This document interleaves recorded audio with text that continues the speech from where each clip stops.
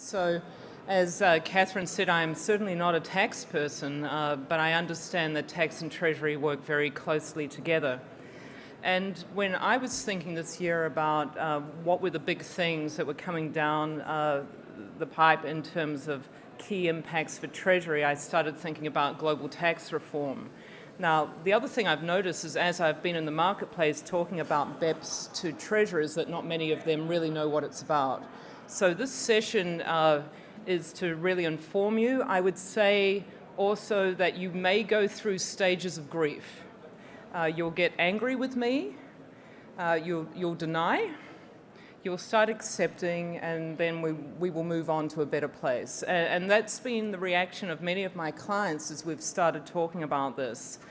So here's 101 in BEPS for treasurers. Let's start with what is it? Firstly, you've all read in the newspaper about how companies are paying very low taxes globally, and countries are really saying now from a tax perspective that we want to see more revenue from a tax perspective coming through in local markets. And so, interestingly, BEPS was formed as a committee, the OECD countries plus many more. Every country on this graph of the world, aside from those in blue, is involved. Now, and they all have a great political agenda because, quite frankly, it's very politically acceptable, whatever party you belong to say that we want corporations to pay more tax, and it helps with the fiscal situation in every market. So let's move on and think about what's going on. So the BEPS people are very smart. They have got every tax scheme that a Big Four professional services firm, plus all the legal firms that do tax, they've got them all. And what they've done is systematically gone through and looked at how do companies shift income to low tax jurisdictions from high tax jurisdictions. And really what they're out to do is move that money back.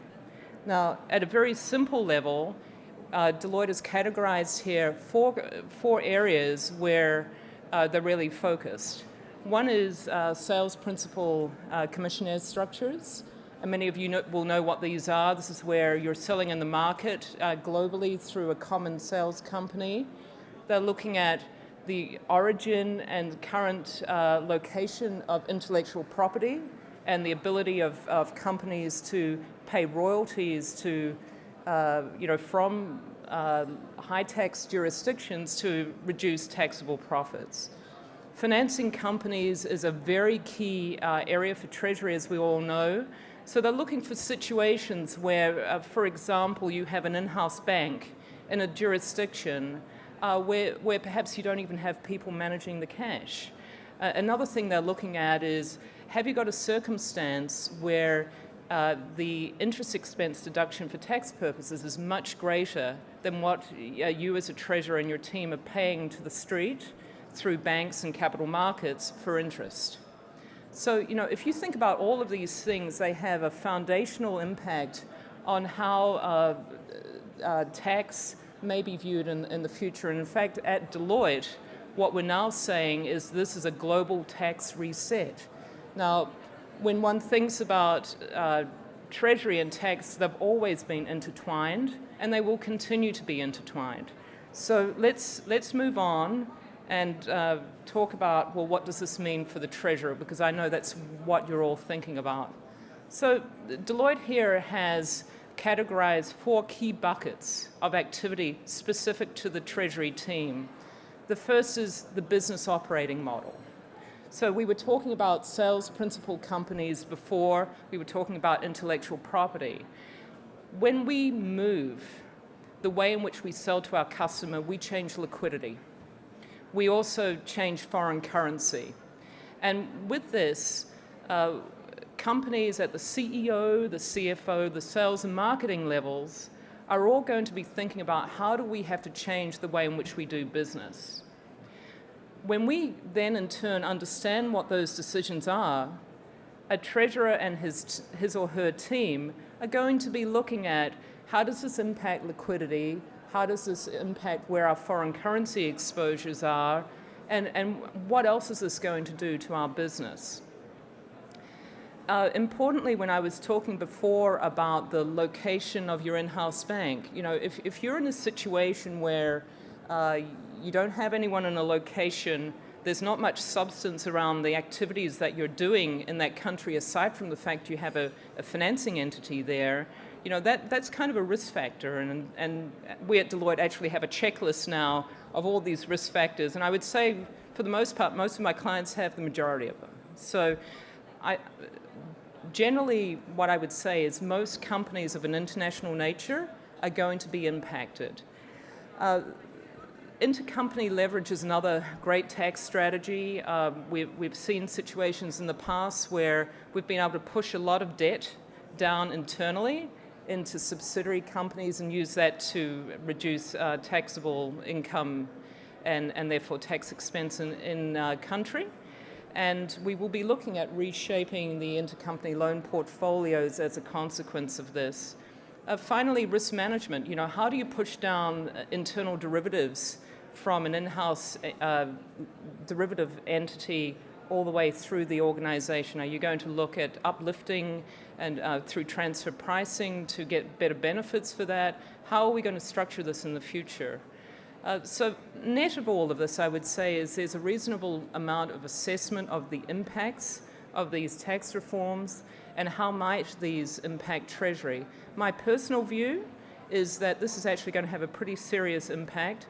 I would expect to see more regional and local country Treasury representation where we've gone through a wave of centralization in the past. So this is, breaking the paradigms that we've all been moving towards. And with that, as we move into a less centralized operation potentially, we're also going to be thinking about things like what are the right governance structures, what are the right processes and controls, given that we won't have the line of sight into people that we may have had in the past when we were very centralized. So this in of itself creates perhaps needs or increased needs for better technology and reporting to be able to manage these risks. So I've tried to highlight here at a very high level what are the buckets of activities and where will be the impacts for Treasury. Firstly, substance. So substance of your Treasury activities, where are they located? What are the folks doing in those markets and how do they support the subsidiaries which they work for? The processes and technology to support this new operating model are clearly to be considered. We spoke about decentralization. Additionally, how many of you actually document all your intercompany loans? I see a gentleman down here okay, so we've got a few. Good. About half the audience said they document them all. I've seen organizations where they don't document that many. And when that happens, of course, if the tax authorities come in and say, well, prove to me you have this intercompany loan, if you don't have the documentation, it's a little bit hard to do that. It's not just a debit and a credit, right? So, think about how good is your documentation? Do you need to adjust your intercompany loan portfolios? Is the right transfer pricing around those loans given the new tax construct? And of course, if you're repaying any intercompany loans, you may well trigger a tax event just in that. A realized foreign currency gain or loss on the repayment of a loan may in of itself create a tax liability.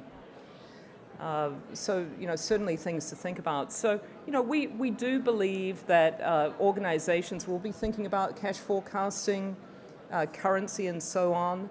And these are, in fact, you can, as I was saying about the stages of grief, you can think about this as a lot of work. The flip side is now you can also consider how do you take advantage of this.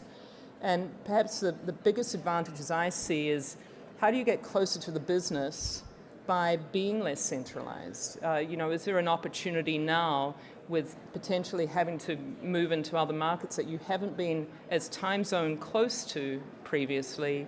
How do you get closer?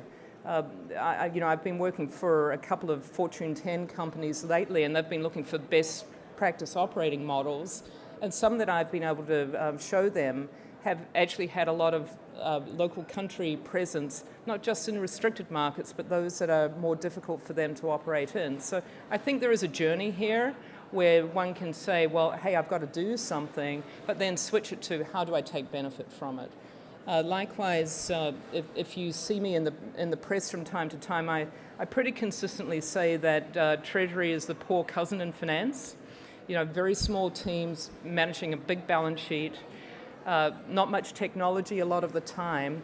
This is your opportunity. You know, if you want to go forward now and say, hey, I've got to manage all these intercompany loans in a system, I've got new cash forecasting requirements, I can't rely on what happened last year because my cash is going to be in different places, my currencies are in different places.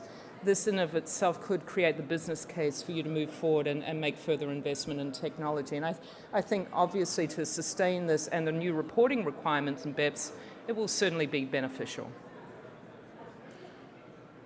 So not surprisingly, coming from a consulting firm, we have an approach. And that approach really starts with what's the impact.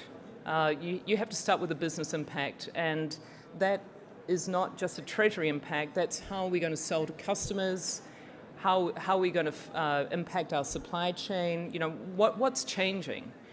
After you've done that, then you can go down to the next level, which is what are the impacts from the business model changes on Treasury, in addition to the very specific articles around intercompany financing and so on. Once we've gone through that, and that will be a joint effort between tax and Treasury, the next stage is just getting it done. So there will be some redesign, most definitely operating model, in-house banks, and so on. If any of you in the audience are presently thinking about evolving your in-house banks, my suggestion would be to hold off on that for a month or two. The final rules are coming out quite shortly. In fact, next month and the following, we expect to see these final rules, and we'll certainly, from a firm perspective, come out with all the final rules so you know what they are. But I would say you have to think about the future with BEPS in mind, and certainly that's something to consider. So as typical, once you've designed it, you're going to build whatever you need to do, you're going to test whatever you needed to change, and then you'll go live. Now, this will have both a functional flow in terms of changes to my operating model. Do I need to move people? What are my changes with my bankers around these arrangements? But then, of course, there's a technology layer here too, which is, I've got to design it in the system, I've got to build it in the system, I've got to test the system works, and then I go live with that. So, there's a lot to do here. I know you've all had a lot of other things to focus on in the marketplaces, and it just seems now that Treasury is continuously evolving in terms of the pressures on the department. So that's a sort of a 101 quick run through of what does Treasury have to think about from a BEPS perspective.